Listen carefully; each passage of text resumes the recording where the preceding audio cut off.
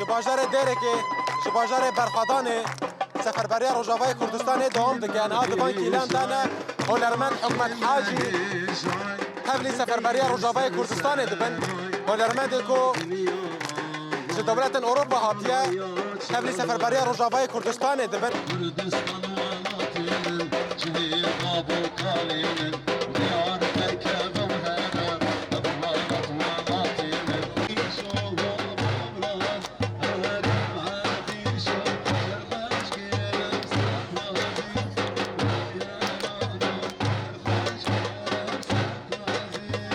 بله بینرن ما هنرمندی کو لأوروبا سوز دا کو تبلی برخوادان روجاوای کردستان ببه تبلی سفربری روجاوای کردستان ببه ایرو سوز آخوا پیک دینه و برای خود دا باجدار دیره که و تبلی سفربری روجاوای کردستان ببه ام بحثه هنرمند حکمت حاجی دکن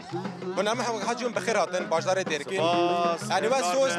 و سوز دا وین خودی سوز آخوا درکتنی و برای خود دا باجدار دیره که اون چه پیامی دادن گلن دیره که و برخوادان پیام البر برخوادان ملات نینن لبر وسترو سرمایه اف مورالی بلند اف پیام هری مزنه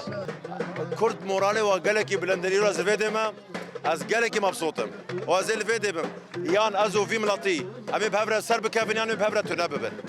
زیده ویست تشتکی نابش بخیر هاتن گلک سپاس یعنی تا روشا باجدار دیره که سفربری اتمسفر دا چواد جنومر راهش نچکی جنومر راهش نچکی یعنی زارو گوچه‌بی با زارو کچی راهش بانه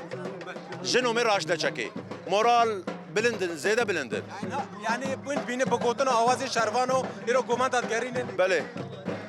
چاوی شروان آماج دکن چاوی شروان حمی آماج دکن